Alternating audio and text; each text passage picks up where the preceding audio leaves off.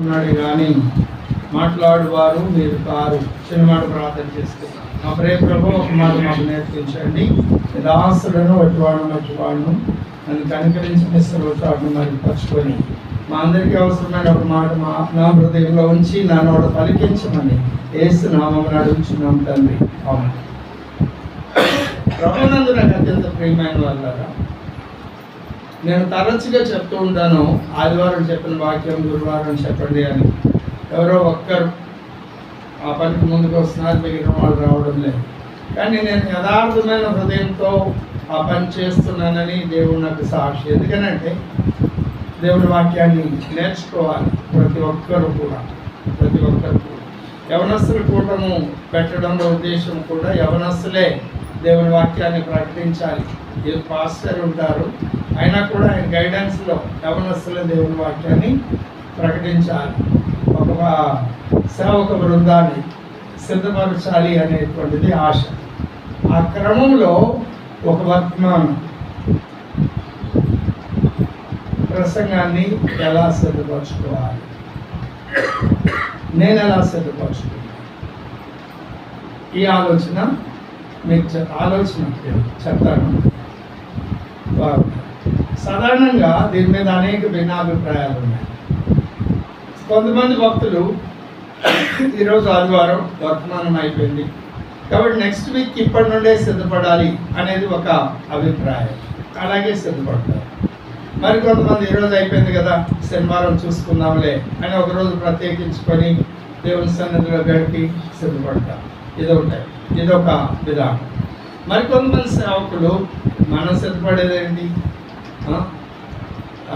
మతే 6-8 చెప్పలేదా, మీకేం కావాలో అవన్నీ దేవుడికి తెలుసు, తగిన సమయంలో ఆయన ఇస్తాడు. అక్కడికి నిలబడితే దేవుని ఆత్మ, ఇప్పుడు మనం చదివిన వాక్యం, దేవుని ఆత్మ మీలో ఉండి ఆయనే మాట్లాడతాడు. మీరు సిద్ధపడేది ఏంటి, అక్కర్లేదు, వెళ్ళి అక్కడ నిలబడితే చాలు ఆయనే అనేది.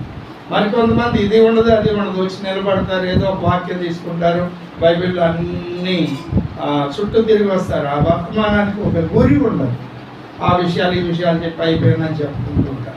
ఇట్లా అనేక విధాలుగా సిద్ధపడేవారు ఉన్నారు. నేను వాళ్ళని విమర్శించడం లేదు, వారి విశ్వాస పరిమాణం చొప్పున వాళ్ళు చేస్తున్నారు అని చెప్తున్నారు.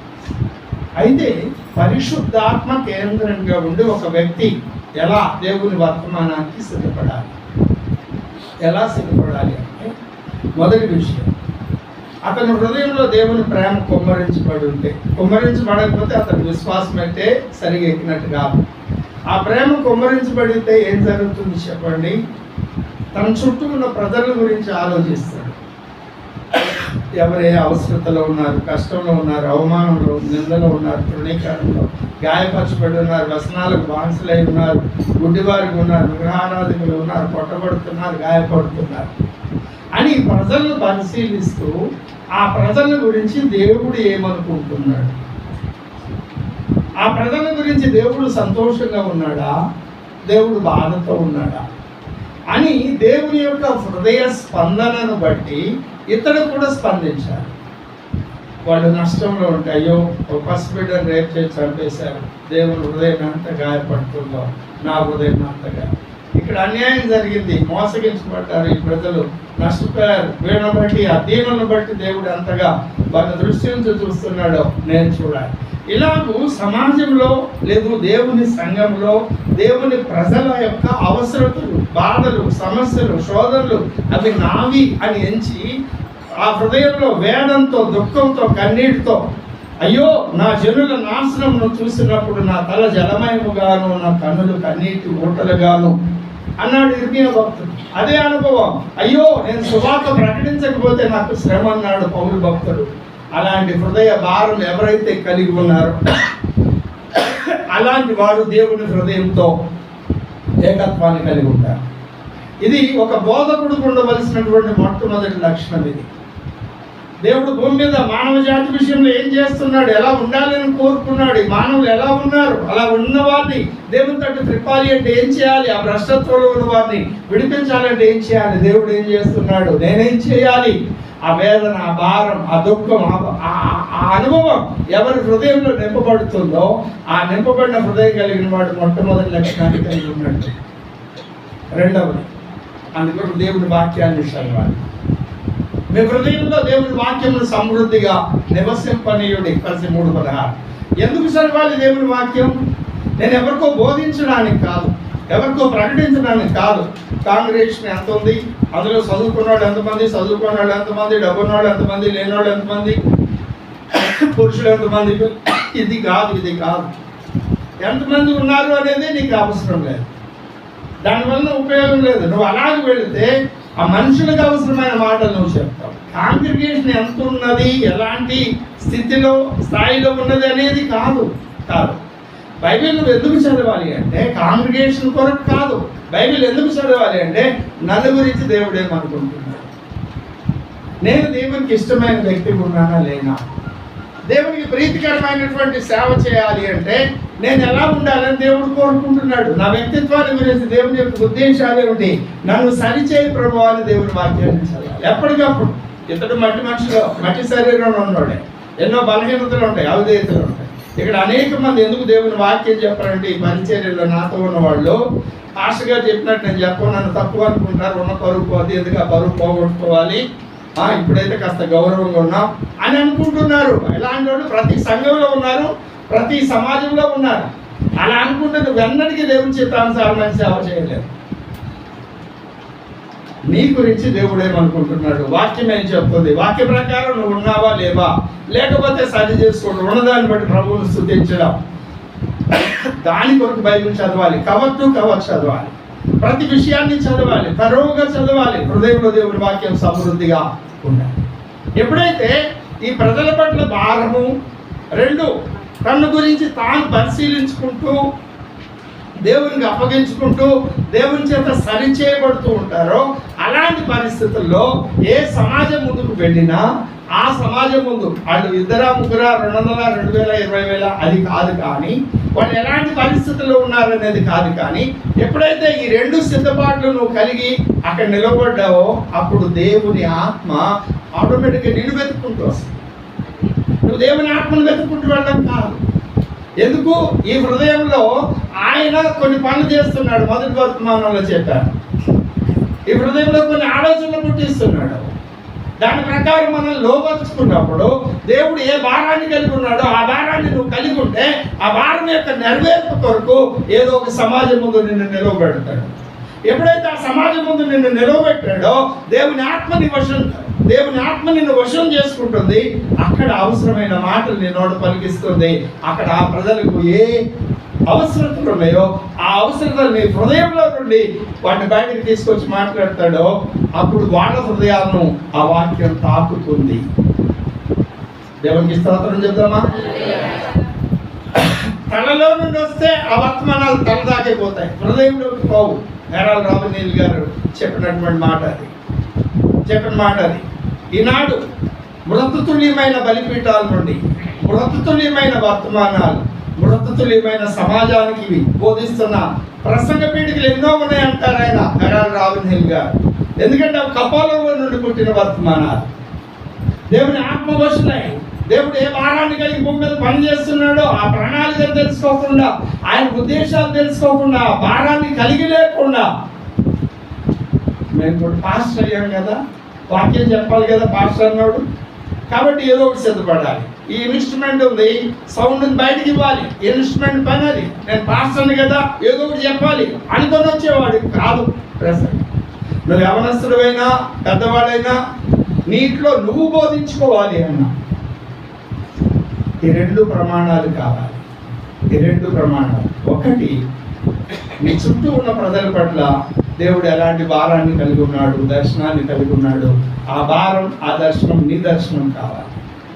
రెండవదిగా నిన్ను నువ్వు సరి చేసుకోవడానికి, దేవునితో సమాధానం పరుచుకోవడానికి నిరంతరం వాక్యం ధ్యానం చేయాలి. నిరంతరం ప్రతి సన్నివేశంలో కూడా ఈ సన్నివేశంలో దేవుడు ఏమనుకుంటాడు, వాక్యం ఏమంటుంది, నేను ఎలా ఉన్నాను. అద్భుతమైన మీకు తెలియని కొన్ని 100 మర్మాలు నేను చెప్పచ్చు, దానివల్ల మీకేం ఉపయోగం లేదు. 3 మాటలే చెప్పవచ్చు దేవుని నామం పేరిట. అది నీ హృదయాన్ని కదిలించేదై ఉండాలి, నీ అవసరతను తాకేదై ఉండాలి, నీ సమస్యకు పరిష్కారాన్ని చూపించేదై ఉండాలి, నిన్ను దేవుని ఎదుగు నడిపించేదై ఉండాలి. దేవుడు ఏ ఉద్దేశంతో భూమి మీద పనిచేస్తున్నాడో ఆ గురి ఎదుగు నిన్ను నడిపించేదై ఉండాలి. ఈ గురి కలిగినటువంటి వ్యక్తుల ద్వారా పరిశుద్ధాత్మ దేవుడు మాట్లాడతాడు. అందుకు మనం చేయవలసిన ప్రాక్టీస్ ఏమిటి అంటే సందర్భ శుద్ధి ఉండాలి. అది పుట్టినరోజు వేడుక, జ్ఞాపకార్థ కూడడం, సంఘ క్షమాభివృద్ధి కూడిక, ఉపవాస కూడిక, సువార్త కూడిక, ఇలాంటివి ఏవో ఉంటాయి కదా. ఆ సందర్భానికి సంబంధించిన రెఫరెన్స్లు నీ మనసులోనూ పేపర్ మీద నోట్ చేసుకోవాలి. నోట్ చేసుకున్నా కూడా అక్కడికి వెళ్ళినప్పుడు వాటిల్లో ఏది అవసరమో అది పరిశుద్ధాత్మ దేవుడు గుర్తు చేస్తాడు. పరిశుద్ధాత్మ దేవుడు గుర్తు చేస్తాడు. ఆ రెఫరెన్సెస్ అన్ని ఆ సందర్భాన్ని బట్టి ఆయా సందర్భాల్లో ప్రభు మనల్ని నడిపిస్తాడు కదా. వరాలు పొందుకోవడానికి పరిశుద్ధాత్మ కొరకు కనిపెట్టే కూడా అందుకు సంబంధించిన రెఫరెన్స్లు, జ్ఞాపకాలు కూడా అందుకు సంబంధించిన రెఫరెన్స్లు. అవి నీ మనసులోనో లేకుంటే లిటరల్గా పేపర్ మీద నువ్వు నోట్ చేసుకోవడం తప్పు కాదు. నువ్వు ఎన్ని నోట్ చేసుకున్నా నువ్వు రాసుకున్నది ఏమీ చెప్పలేవు. అక్కడ నిలవబడినప్పుడు ఆ మొదటి 2 విషయాలు, దేవుడు ఏ భారాన్ని కలిగి ఉన్నాడో ఆ భారాన్ని, దేవుడు ఏ దర్శనాన్ని కలిగి ఉన్నాడో ఆ దర్శనాన్ని నువ్వు కలిగి ఉన్నప్పుడు ఆ భారమే నీ భారం, ఆ దర్శనమే నీ దర్శనమైనప్పుడు దేవుడు నిన్ను వాడుకోవడానికి ఇష్టపడతాడు. అప్పుడు ఈ పాత్ర మురికిగా ఉంటే ఆయన ఇష్టపడదు, వాడుకోవడానికి ఇష్టపడదు. ఆ పాత్రను శుభ్రపరచాలని కోరుకుంటాడు. ఆ పాత్రను శుభ్రపరచాలని దేవుడు కోరుకుంటున్నాడు. నేను ఎలా ఉంటే నీకేమండి? కొంతమంది ఇలాంటి బోధలు ఉన్నాయి. మేము ఎట్లుంటే నీకేండి, ఇప్పుడు వాళ్ళకి రోగం వచ్చింది, ఎక్కడ తిరిగినా మందులు, వాళ్ళకి క్యూర్ కాలేదు. నేను మంచోడిని కాదు, తాగుబోతాను, తిరిగిపోతాను, కానీ నాకు తెలుసు పలానా చోటుకి వెళ్తే వాళ్ళ రోగం నయం అవుతుంది. నా తాగుబోతాను నీకెందుకు? నేను చెప్పాను కదా, నీకు మేలు కలుగుతుంది కదా. కాబట్టి నా మాట వినండి, హాస్పిటల్కి పోండి, రోగం తగ్గుద్ది. నా వ్యక్తిత్వం గురించి నీకెందుకు? అది లోకంలో ప్రమాణం. దేవుని ప్రమాణం అలా కాదు. దేవుని ప్రమాణం దేవుడు చెప్పేటువంటి మాటలు చెప్పాలి అంటే ఎప్పటికప్పుడు శుద్ధీకరించుకోవాలి. అందుకొరకు నిరంతరం వాక్యం చదవాలి. ఏ విషయంలో దేవుడు నేను ఎలా ఉండాలని కోరుకుంటున్నాడో ఆ విషయంలో నేను అలా ఉండాలి. అందుకు ప్రయత్నం చేయాలి. నిరంతరం పశ్చాత్తాపంతో ప్రార్థనాపూర్వకంగా ఆయనకు అప్పగించుకుంటూ ఉండాలి. క్షణక్షణం అయ్యా ఈ మాట, ఈ చూపు, ఈ క్రియ, ఈ ప్రవర్తన, ఈ వైఖరి నీకు ప్రీతికరమైనది కాదు, ఇది ఇష్టం లేదు, ఇదిగా నా బ్రతుకులో ఉంది, నేను ఫెయిల్ అయ్యా, నన్ను క్షమించు, దావీదులాగా పశ్చాత్తాపడాలి. ఎప్పటికప్పుడు సమాధానం పడుతుంది. అప్పుడు దేవుని ఆత్మ మన మీద నుంచి ఉంటుంది. దేవుని ఆత్మ మన మీద నుంచి ఉంటుంది. ఈ వాక్యం మన హృదయంలో ఉంటుంది. ఆ సందర్భం వచ్చినప్పుడు, ఆ అవసరత, ఆ పరిస్థితి వచ్చినప్పుడు నీ ప్రమేయం లేకుండానే ఒకవేళ నిలబడవలసి వస్తే దేవుని వైపు చూస్తావు, ఆయనకు అప్పగించుకుంటావు. దేవుని ఆత్మ నిన్ను వెతుక్కుంటూ నీ యొద్దకు వచ్చి నీ ద్వారా కొన్ని మాటలు పలికిస్తుంది. ఆ మాటలు అక్కడ అవసరతలు ఉన్న ప్రజల హృదయాలను తాకుతాయి. ఇది ప్రసంగం సిద్ధపడు. పరిశుద్ధాత్మ కేంద్రంగా ప్రసంగాన్ని సిద్ధపరచుకునే క్రమం. మూడవదిగా మొదటిది ఏమిటి? దేవుని భారం దర్శనం, మన భారం దర్శనం కావాలి. రెండవది మనం శుద్ధీకరించుకోవడానికి, దేవునితో సమాధానపడడానికి దేవుని వాక్యం చదవాలి. మూడవదిగా భక్తుల యొక్క అనుభవాలు చదవాలి. నీకు ముందు దేవుడు వాడుకున్న భక్తులు ఎందరో ఉన్నారు. దేవునితో నడిచిన భక్తులు ఉన్నారు. బైబిల్లో భక్తులు ఉన్నారు, బైబిల్ వెలుపడ భక్తులు ఉన్నారు. వారి అనుభవాలు చదవాలి. వారి అనుభవాలు ఖచ్చితంగా చదవాలి. ఇది ఒక అత్యవసరమైన మాట కదా. ఎందుకంటే వారి అనుభవాలు నిన్ను క్రీస్తు సారూప్యంలోనికి చెబుతాయి. వాళ్ళు చెప్పిన ప్రసంగాలు, వాళ్ళు ఉన్న కాలంలో మనం లేవు. నేను బైబిల్ తప్ప ఇంకేం చదవనండి, అన్ని బైబిల్లో ఉన్నాయి. నిజమే, వాళ్ళు చెప్పింది కూడా బైబిల్లో లేదు. వాటి ద్వారా దేవుడు కొన్ని విషయాలు బయలుపరిచారు. వారు మన తరంలో లేరు, లేదు మనకున్న ప్రాంతంలో లేరు, వారి దగ్గరికి వెళ్ళే అవకాశం మనకు లేదు. కాబట్టి వారి బుక్స్ ద్వారా ఆ వర్తమానాలు ఇచ్చారు. కాబట్టి ఆ బుక్స్ మనం చదివినప్పుడు వారి ద్వారా దేవుడు బయలుపరచుకున్న సత్యాలు మనకు మార్గదర్శకాలు అవుతాయి. ఏదో ఒక సమయంలో ఆ భక్తుల ద్వారా అలాగూ దేవుడు మనం చెప్తాడు. ఆస్పాల్ చేసినట్టుగా ఎడబ్ల్యూ టోజర్ గారు, బాంకే గారు, టిఎల్ ఆస్పాల్డ్ గారు, బన్హిన్ గారు, ఇలా ఎందరో భక్తులు, భక్సింగ్ గారు, ఏసన్న గారు, మన ముందు తరాల్లో ఉన్నటువంటి భక్తులు ఎందరో భక్తులు కొన్ని వాళ్ళందరూ కూడా బెసిలియస్ లింగా, థామస్ ఏ కెంపెన్గా ప్రతి ఒక్కరూ చదవలసిన బుక్. చేతులు జోడించి చెప్తున్నాను, థామస్ ఏ కెంపెన్ రాసిన క్రీస్తు అనుకరణం, the footsteps of Christ ఖచ్చితంగా చదవాలి. ఖచ్చితంగా చదవాల్సిన ఇంకొక బుక్ హౌ రివైవల్ క్యారీస్, ఉజ్జీవం ఎందుకు ఆగిపోతుంది, హెరాల్డ్ రాబిల్ రాసినటువంటి బుక్. ఇవి మీ హ్యాండ్ బుక్స్గా పెట్టుకున్న సంతోషం. మూడవది వాచ్మెన్ ని రాసిన చైనీస్ భక్తుడు ఆయన, మూడవ భక్తుడు. ఆ ప్యాటర్న్లో అంత ఉన్నతమైన స్థాయికి చెందిన భక్తుడు రాసిన బుక్. వాచ్మెన్ నీ గారు రాసినవి ఆయన ఉన్నప్పుడు రాయలేదు, ఆయన తర్వాత ఆయన శిష్యులు ఆయన దగ్గర వినబడి రాశారు. కామన్ మ్యాన్ టైటిల్ నాకు కరెక్ట్ గుర్తులేదు. సాధారణమైనటువంటి మనుషులు దేవునితో ఎలా వ్యవహరించారు, చాలా డెప్త్ ఉంది. ధర్మశాస్త్రాన్ని చూపిస్తూ రాశారు, చాలా మంచి బుక్. ఈ 3 బుక్స్ ఖచ్చితంగా చదవాలి. సేవకుడుగా దేవుని వాక్యాన్ని ప్రకటించాలని ఆశ ఉన్నాడు, దేవుని పనిచేయాలని ఆశ ఉన్నాడు, దేవుని కొరకు బ్రతకాలని ఆశ ఉన్నాడు. ఈ 3 బుక్స్ చదవాలి. ఇంకా చాలా బుక్స్ ఉన్నాయి, నేను కొన్ని మాత్రం మీతో చెప్పాను. అవి చదవండి. నేను చెప్తున్న బుక్స్ మీరు మనసు పెట్టి చదివితే మోకరించకుండా ఉండలేదు. అంతటి అభిషేకం ఆ బుక్స్లో ఉంటుంది. కాబట్టి ఈ 3 విషయాలు ఏం చెప్పాను. మొదటి విషయం, దేవుని దర్శనం భారం ఆ వ్యక్తి కలిగి ఉండాలి. 2, మరి ఆ పని చేయాలి అంటే మనల్ని దేవునితో సమాధాన పరచుకోవాలి. కాబట్టి నన్ను నేను దేవునితో సమాధాన పరచుకోవడానికి దేవుని వాక్యాన్ని థరోగా చదవాలి, కంప్లీట్గా చదవాలి. ఎంతమంది బైబిల్ ఒక్కసారి కవర్ టు కవర్ చదివిన వాళ్ళు ఉన్నారు? అలాంటి వాళ్ళు కూడా మేము బైబిల్ వాక్యం చెప్తామని వచ్చే పాస్టర్ గారు చాలా మంది ఉన్నారు. అలా కాదు, బైబిల్ థరోగా చదవాలి, కంప్లీట్గా చదవాలి. మూడవది భక్తుల యొక్క అనుభవాలు చదవాలి. ఇవి 3 కలిగి ఉన్నప్పుడు ఆయా సమాజాల ముందు నిలబడవలసిన అవసరం వస్తే దేవుడే నిలబెట్టుకుంటాడు. ఆయన్ని వశువుని చేసుకొని, ఆయన తన వశువుని చేసుకొని ఆ ప్రజలకు అవసరమైన మాటలు నీ ద్వారా అందిస్తాడు. ఇది పరిశుద్ధాత్మ కేంద్రంగా దేవుని వాక్యం కొరకు సిద్ధపడ్డాం. రెండవదిగా దీనిలో 2వ కోణం, బైబిల్ స్టడీ లాంటి పరిశోధన తరగతులు ఉంటాయి. అటువంటి వాటికి సందర్భ శుద్ధి ప్రకారం ఏ టాపిక్ తీసుకున్నామో ఆ టాపిక్కి సంబంధించిన సబ్జెక్టు 66 పుస్తకాలు ఎక్కడ ఉంది, వాక్య సారాంశ సత్యం చెప్పాలి. అవన్నీ ప్రాక్టీస్ చేయడం ద్వారా వచ్చేటువంటివి. అక్కడ కూడా పరిశుద్ధాత్మ కార్యమే మనకు కనపడుతుంది. ఏ అంశాన్ని తీసుకున్నా ఆ అంశం వాక్య సారాంశ సత్యము మనకు కనపడుతుంది. నేను ఒక బుక్ చదివాను, రక్షణ క్రమం అనే బుక్. అది వాక్య సారాంశ సత్యము లేదు. ఈ మాట ఎందుకు చెప్తున్నాను అంటే మనకి అది అర్థమవుతుంది. అర్థమైనప్పుడు వాళ్ళని విమర్శించాలి, తప్పు చేయాలనేది నా ఉద్దేశం కాదు. మన ప్రమాణాలు దేవుడి వాక్య సారాంశ సత్యానికి అనుగుణంగా ఉన్నాయా లేవా అని మన బిడ్డల్ని ఎడ్యుకేట్ చేయడానికి, వాళ్ళని డిగ్లామరైజ్ చేయడానికి కాదు, వాళ్ళని తక్కువ చేయడం నా ఉద్దేశం కాదు. వాడు భక్తులు ఒక బుక్ రాయాలంటే ఎంతో ప్రయాసపడాలి, కానీ మనకు ఉత్తమమైనది కాదు. అందుకే కొన్ని బుక్స్ చెప్పాను ఉత్తమమైనది. అలాంటివి చదవండి, ఇష్టపడండి, అలాగే సిద్ధపడండి. దేవుని చేతిలో వాడబడడానికి మిమ్మల్ని మీరు అప్పగించుకోనండి. అటు ధన్యత దేవుడు మనకందరికీ దయచేయును గాక.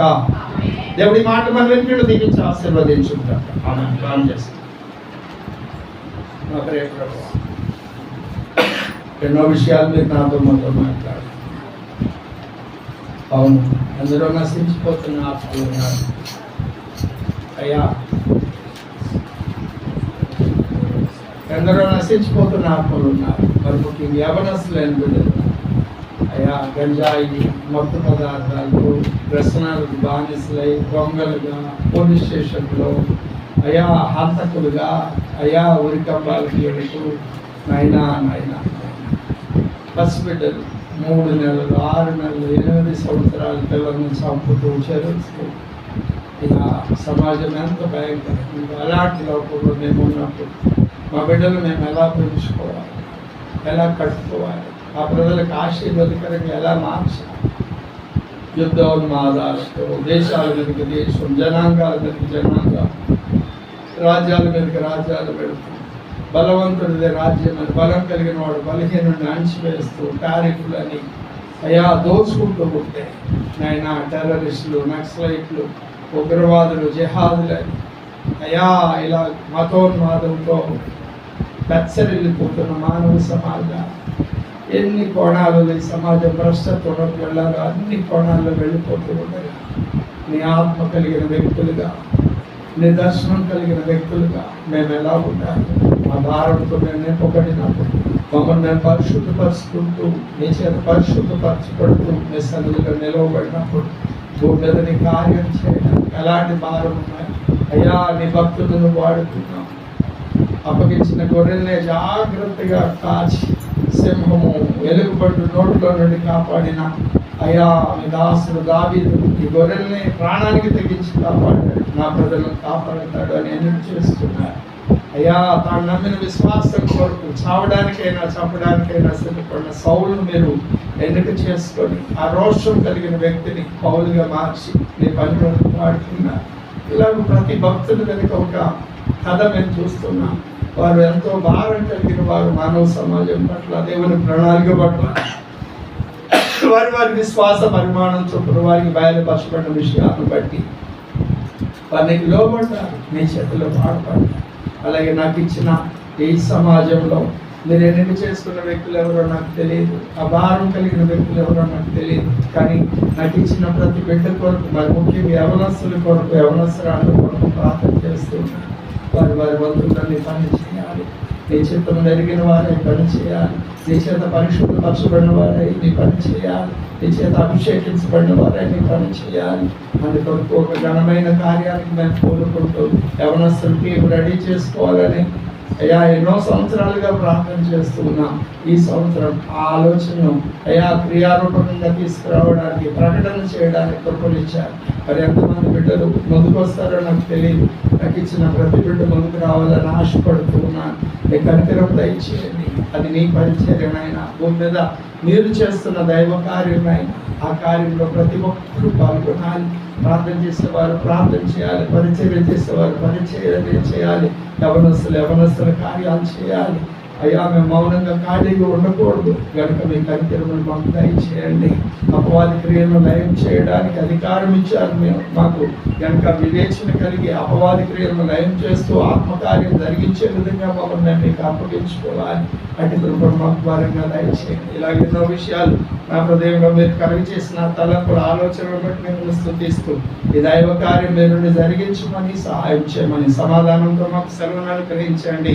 మీ కృపాక్షేమంలో మా వెంట పంపండి. మీ ఆత్మకార్యం మాయలు జరిగించండి. మా ద్వారా అనేకులు క్షమాభివృద్ధి పొందినట్లు మమ్మల్ని ఆశీర్వదించండి. భూమి మీద నీ మార్గం తెలియపరచబడినట్లు, అన్ని జనుల్లో నీ రక్షణ కనపరచబడినట్లు మమ్మల్ని ఆశీర్వదించమని వేడుకుంటూ యేసుక్రీస్తు వారి నామమున అడిగి పెట్టుకొని ప్రార్థన చేస్తున్నాం తండ్రి. పరలోకమందున మా తండ్రి,